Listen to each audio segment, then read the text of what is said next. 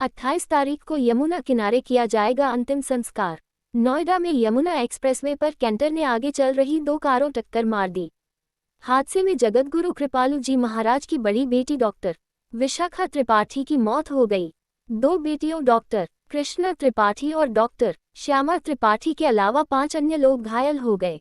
घायलों को पहले ग्रेटर नोएडा के कैलाश हॉस्पिटल ले जाया गया।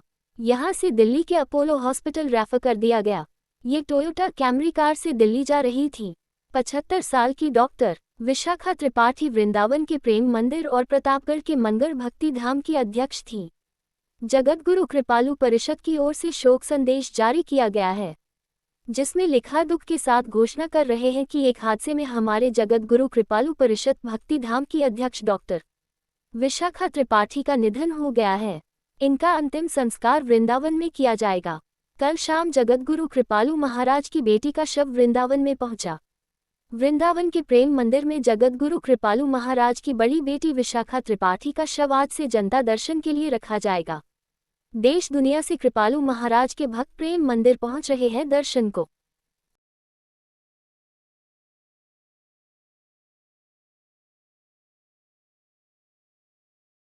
दीदी बताएं, अभी जो एक हादसा हुआ है यहाँ पर प्रेम मंदिर के बाद, उसकी भी क्या स्थिति है और किस तरह से पूरा कार्यक्रम आगे का आगे के कार्यक्रम के विषय में भैया जी ने आपको बता ही दिया। वही कार्यक्रम है 28 तारीख को। उसके बाद की जो भी व्यवस्था होगी वो अभी प्लानिंग नहीं हुई है। जो हमारे ट्रस्टीज़ हैं वो आपस में मीटिंग करके करेंगे, लेकिन हमारा पूरा विश्वास है कि हमारी व्यवस्था इसी प्रकार से चलती रहेगी। हमें गुरु के ऊपर भी पूर्ण विश्वास है और हमारी दीदी लोगों का जो परिश्रम है, जो उन्होंने व्यवस्था बना दी है, वो इसी प्रकार से चलती रहेगी। उसमें किसी प्रकार का व्यवधान नहीं आएगा। हाँ, इस समय सभी लोग अत्यधिक दुखी हैं और चारों ओर से लोग आ ही रहे हैं यहाँ पर। तो इस समय तो अभी केवल 28 तारीख तक का कार्यक्रम निश्चित किया गया है। उसके बाद का जो भी कार्यक्रम होगा वो बाद में ही डिसाइड होगा।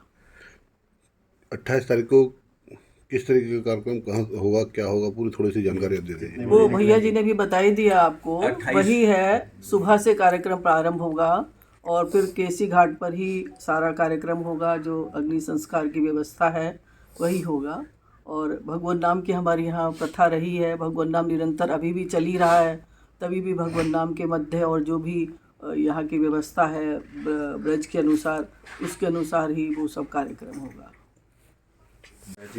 जैसे भक्तों को सूचना मिली तो विश्व भर से भक्त यहाँ पधार रहे हैं और प्रेम भवन में अखंड हरे राम संकीर्तन चल रहा है।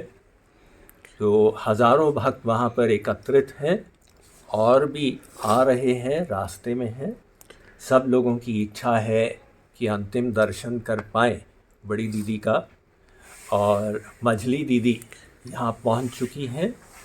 छोटी दीदी के यहाँ पहुँचने की हमको आशा है जल्दी से जल्दी। तो उनके निर्देशन में अंतिम क्रिया 28 तारीख को केशी घाट पर की जाएगी। तो अभी इतना ही कार्यक्रम निर्धारित है और बाकी सब लोग भावपूर्ण कीर्तन में लगे हुए हैं। मुखाग्नि कौन देगा, किस तरीके की व्यवस्था है, कितनी लकड़ी लगाई जाएगी, कहाँ कहाँ से लकड़ी आ रही है, कितने पंडित होंगे, थोड़ा सा उसकी बारे जान। वो हमारे जो ट्रस्ट के संचालक हैं उसमें वो अपना प्लानिंग कर रहे हैं, उसके बारे में हमको अभी। सर थोड़ा सा महाराज जी हादसे के बारे में बताएं, क्या हादसा हुआ था, किस तरह से पूरा हुआ था, कैसे ये सारी चीज़ें हुई कि आज दीदी हम लोगों के बीच नहीं है। यहाँ पे 19 और 20 को भोज हुआ था जी। 19 और 20 तारीख को यहाँ पर वृंदावन में साधु भोज और विधवा भोज हुआ और उसके पश्चात बरसाने में 21 और 22 को साधु भोज और विधवा भोज हुआ। और उसके पश्चात दीदी लोग यहाँ पर वृंदावन पधारे एक दिन के लिए। तो यहाँ से वो दिल्ली जा रहे थे सुबह सुबह, जब गाड़ी जो थी वो लोगों को लघु शंका की आवश्यकता थी, उसमें कुछ मरीज़ भी थे।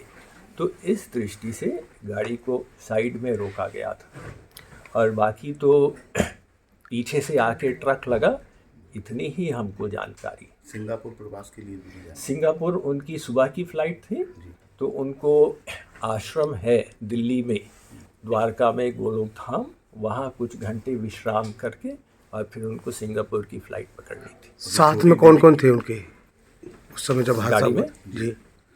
3 दीदी थे, उनके ड्राइवर थे और साथ में सत्संगी लोग, सेवा दल था। छोटी दीदी की भी क्या स्थिति है? छोटी दीदी की एक छोटी सी सर्जरी हो चुकी है और वे स्टेबल हैं और हमें आशा है कि जल्दी से जल्दी ठीक हो जाएंगे।